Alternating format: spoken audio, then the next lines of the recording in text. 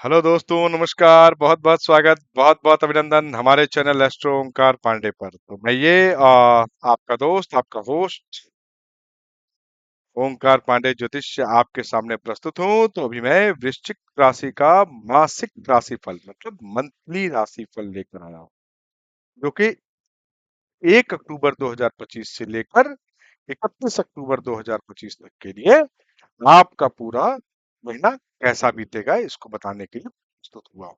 तो चलिए इस विषय पे चर्चा करते हैं। चर्चा को शुरू करने से पहले आपसे सविनय निवेदन है, हमारे चैनल को लाइक करें, सब्सक्राइब करें, शेयर करें और बेल आइकन नोटिफिकेशन बटन को दबाना बिल्कुल ना भूलें। जिन्होंने नहीं किया है सब्सक्राइब, कृपया हाथ जोड़कर निवेदन है, सब्सक्राइब कर लें। चलिए शुरू करते हैं विषय को। तो अक्टूबर महीने का वृश्चिक राशिफल क्या कहता है। तो वृश्चिक राशि वालों को अक्टूबर का महीना मिले जुले परिणाम दे सकता है। कभी कभी परिणाम औसत से कुछ कमजोर भी रह सकते हैं। और इस महीने की 17 तारीख तक सूर्य का गोचर आपके लाभ भाव में रहेगा और यह अनुकूल गोचर माना जाएगा। वहीं 17 अक्टूबर के बाद सूर्य का गोचर आपके द्वादश भाव में रहेगा। सूर्य के लिए यह एक कमजोर स्थिति होगी। मंगल का गोचर 27 अक्टूबर तक आपके द्वादश भाव में और इसके बाद आपके पहले भाव में रहेगा। मंगल के ये दोनों ही गोचर अनुकूल नहीं माने गए हैं। फिर भी तुलना करें तो 27 अक्टूबर के बाद वाला समय थोड़ा बेहतर कहा जाएगा। बुध ग्रह का गोचर 3 अक्टूबर तक आपके लाभ भाव में रहेगा, जो कि एक अच्छी स्थिति है। लेकिन 3 अक्टूबर से लेकर 24 अक्टूबर के बीच बुध द्वादश भाव में रहेगा और यहाँ बुध कमजोर अवस्था में रहेगा।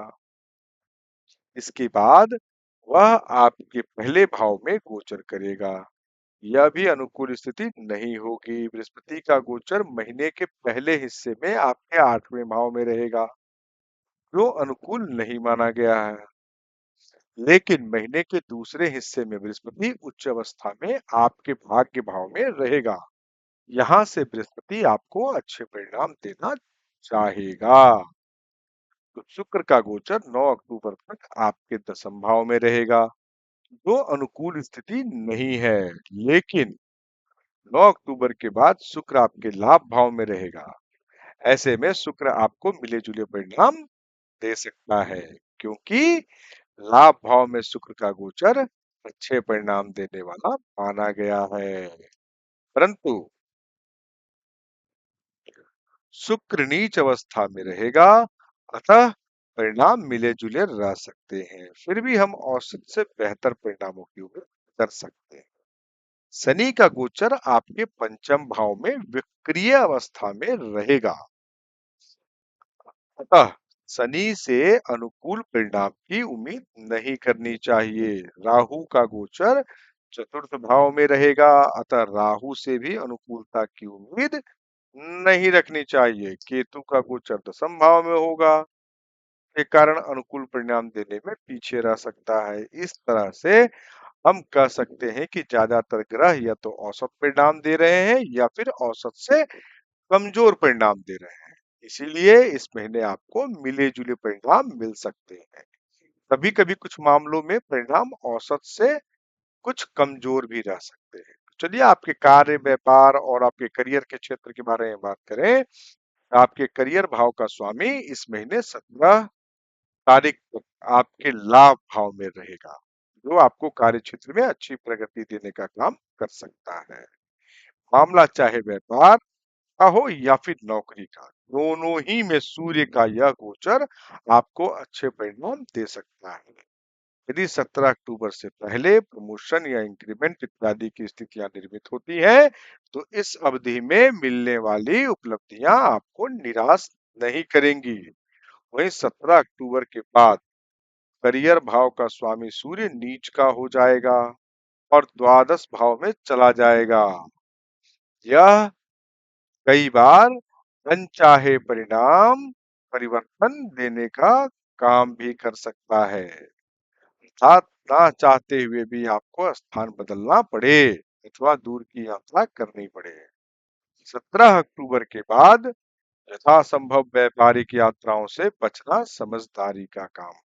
हालांकि विदेश से संबंधित कुछ मामलों में अच्छे परिणाम भी मिल सकते हैं, लेकिन ज्यादातर मामलों में परिणाम अधिक मेहनत करने के बाद भी कम रह सकते हैं। नौकरी पेशा लोगों को महीने के दूसरे हिस्से में भी बृहस्पति की अनुकूल स्थिति के चलते कुछ अच्छे परिणाम मिल सकते हैं। अक्टूबर के महीने को हम मिले जुले परिणाम देने वाला कह सकते हैं। समझदारी दिखाते हुए वरिष्ठों के साथ तालमेल बिठाकर आप नौकरी में अच्छे परिणाम प्राप्त कर सकेंगे। वहीं व्यापार व्यवसाय के मामले में इस महीने नए प्रयोग करना ठीक नहीं रहेगा। पुराने कामों को ही पुराने ढंग से और अपने अनुभव के आधार पर मेंटेन करना समझदारी का काम होगा। चलिए आपकी आर्थिक दृष्टि से बात करें, आपकी क्या है? तो आर्थिक जीवन की बात करें तो इस महीने आपके लाभ भाव के स्वामी बुध ग्रह की स्थिति बहुत अच्छी नहीं होगी, लेकिन महीने के पहले हिस्से में लाभ भाव में सूर्य का गोचर किसी न किसी तरह के से आपको लाभ करवा देगा। वहीं 9 अक्टूबर के बाद भले ही शुक्र नीच अवस्था में रहेंगे, परंतु लाभ भाव में गोचर के कारण शुक्र भी आपको किसी न किसी तरह से लाभ करवाते रहेंगे। ऐसे में भले ही आपकी मेहनत का पूरा प्रतिफल आपको ना मिले, लेकिन काफी हद तक आपकी मेहनत रंग लाएगी।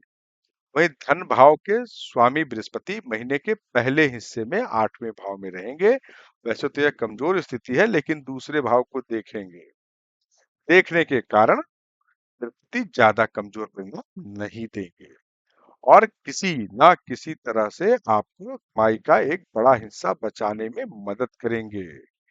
महीने के दूसरे हिस्से में बृहस्पति उच्च अवस्था में होंगे, जो अच्छी बचत करने में आपकी सहायता करेंगे। कहने का मतलब यह है कि महीना आर्थिक मामले में काफी हद तक अनुकूल परिणाम दे सकता है। ये बात करते हैं आपके स्वास्थ्य की।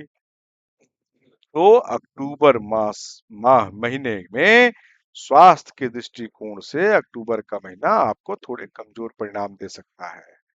महीने के अधिकांश समय अर्थात 27 अक्टूबर तक आपके लग्न या राशि के स्वामी ग्रह मंगल आपके द्वादश भाव में रहेंगे, जो स्वास्थ्य के लिए अच्छी स्थिति नहीं कही जाएगी। ऐसे में जुकाम बुखार जैसी परेशानियां बनी रह सकती हैं। चोट खरोच इत्यादि लगने का भय भी रह सकता है। चतुर्थ भाव का राहु हृदय या फेफड़े इत्यादि से संबंधित कुछ परेशानियां दे सकता है। ऐसे में यदि आपको ब्लड प्रेशर फेफड़ों या हृदय से जुड़ी कोई परेशानी है, तो दवाओं के प्रति लापरवाही बिल्कुल नहीं दिखानी है। समय से अपनी दवाई लेते रहना होगा और अपने चिकित्सक के द्वारा दिए गए निर्देशों का पालन करते रहना होगा। 27 अक्टूबर के बाद आपके लग्न या राशि के स्वामी अपने राशि में प्रवेश कर जाएंगे, तो तुलनात्मक रूप से बेहतर स्थिति है, लेकिन पहले भाव में मंगल गोचर को अच्छा नहीं माना जाता है। अतः इस पूरे महीने आपके लग्न या राशि के स्वामी आपको स्वास्थ्य के प्रति जागरूक रहने का संदेश दे रहे हैं। तो चलिए बात करते हैं प्रेम और वैवाहिक जीवन की। तो यदि आपके प्रेम संबंध की बात करें तो इस महीने आपके पंचम भाव के स्वामी बृहस्पति महीने के पहले हिस्से में 8वें भाव में रहेंगे, जो एक कमजोर स्थिति है। साथ ही 9 अक्टूबर तक प्रेम का कारक शुक्र भी प्रेम प्रसंग के मामले में अधिक अनुकूलता नहीं दे पाएगा, लेकिन महीने के दूसरे हिस्से में पंचम भाव के स्वामी बृहस्पति उच्च अवस्था में हो जाएंगे और पंचम भाव को देखेंगे। इसके फलस्वरूप प्रेम संबंधों में अच्छी खासी अनुकूलता देखने को का काम कर सकते हैं, लेकिन शनि ग्रह की उपस्थिति तथा प्रेम के कारक शुक्र की नीच अवस्था को देखते हुए प्रेम संबंधों में मर्यादा का पालन करना बहुत जरूरी होगा। मर्यादित रहने की स्थिति में प्रेम संबंधों में अनुकूलता बनी रहेगी, जबकि अमर्यादित होने की स्थिति में कुछ परेशानियां देखने को मिल सकती हैं। चलिए वैवाहिक जीवन की बात करें तो विवाह से संबंधित बातों को आगे बढ़ाने के लिए महीने का दूसरा हिस्सा बेहतर रहेगा। वहीं वैवाहिक जीवन की बात करें तो इस मामले में सावधानी पूर्वक निवाह करने की स्थिति में सब कुछ संतुलित बना रह सकता है। अन्यथा शुक्र की स्थिति इस महीने बहुत मजबूत नहीं है, बल्कि शुक्र औसत या मिले-जुले परिणाम देता हुआ प्रतीत हो रहा है।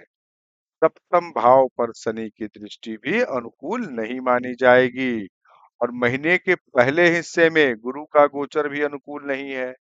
ये परिस्थितियां छोटी बात को बड़ा बनाकर नुकसान दे सकती हैं, लेकिन यदि आप समझदारी दिखाते रहेंगे और किसी तरह महीने के पहले हिस्से में आप परिस्थितियों को मेंटेन कर लेंगे तो दूसरे हिस्से में उच्च का बृहस्पति चीजों को संतुलित करने में आपकी अच्छी मदद करके परिस्थितियों को बेहतर कर सकता है। चलिए बात करते हैं पारिवारिक जीवन की। तो अक्टूबर का महीने में पारिवारिक जीवन में अक्टूबर का महीना आपको औसत या औसत से बेहतर परिणाम दे सकता है।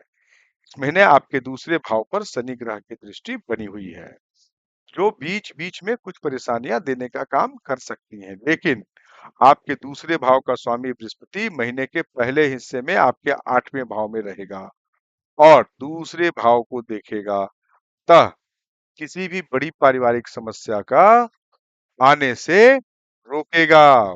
महीने के पहले हिस्से में परेशानियां आएंगी, लेकिन जल्दी ही दूर हो जाएंगी और महीने के दूसरे हिस्से में दूसरे भाव का स्वामी बृहस्पति उच्च अवस्था में हो जाएगा, जो परेशानियों को और मजबूती के साथ आने से रोकेगा।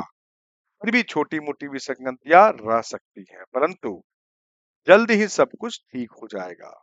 भाई बंधुओं के साथ संबंध औसत रह सकते हैं।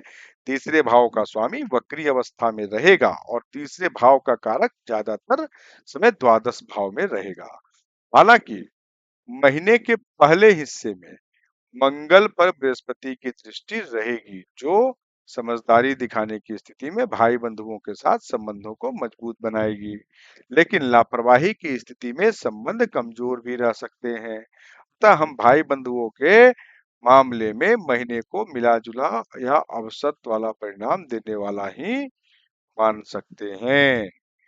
घर गृहस्थी की बात करें तो इस मामले में आपको अपेक्षाकृत अधिक सावधानी बरतने की आवश्यकता होगी, क्योंकि चतुर्थ भाव का स्वामी वक्री रहेगा। चतुर्थ भाव में राहु बैठे होंगे, लेकिन महीने के पहले हिस्से में बृहस्पति की दृष्टि के चलते परेशानियां आकर ठीक हो जाएंगी। वहीं महीने के दूसरे हिस्से में घर गृहस्थी पर अपेक्षाकृत अधिक ध्यान देने की आवश्यकता रह सकती है। आपके लिए सर्वोत्तम उपाय इस पूरे महीने के लिए बता रहा हूँ। तो एक मंगलवार हनुमान जी के मंदिर में लाल रंग का मिठाई चढ़ाएं और प्रसाद लोगों में बांटें। वो या तो लाल रंग का लड्डू हो सकता है, लाल रंग की बूंदी हो सकती है, कुछ भी। दूसरा उपाय, नियमित रूप से माथे पर केसर का तिलक करें और मंदिर जरूर जाएं। और तीसरा उपाय, शनिवार के दिन बहते हुए शुद्ध जल में 400 ग्राम धनिया बहा दें। सबसे सर्वोत्तम उपाय। कहीं भी बहता हुआ पानी मिल जाए, पूरे महीने में कभी भी एक बार करना है ये उपाय। करके तो देखिए क्या लाभ होता है, पता चलेगा। चलिए, मेरा बोलना आपका सुनना अगर सार्थक है तो हमारे चैनल को लाइक करें, सब्सक्राइब करें, शेयर करें और अपना ढेर सारा प्यार दुलार मोटिवेशन सहयोग देते रहें। जिन्होंने सब्सक्राइब नहीं किया अब तक, वो बिल्कुल सब्सक्राइब कर लें। अपेक्षाकृत चीजें मिलेंगी आपको। चलिए, बेल आइकन नोटिफिकेशन बटन को दबाना बिल्कुल मत भूलिएगा, साथ में ऑल के ऑप्शन को भी सेलेक्ट कीजिएगा। तो जिन्होंने सब्सक्राइब किया है उनको बहुत बहुत धन्यवाद। जिन्होंने नहीं किया है वो सब्सक्राइब कर लें।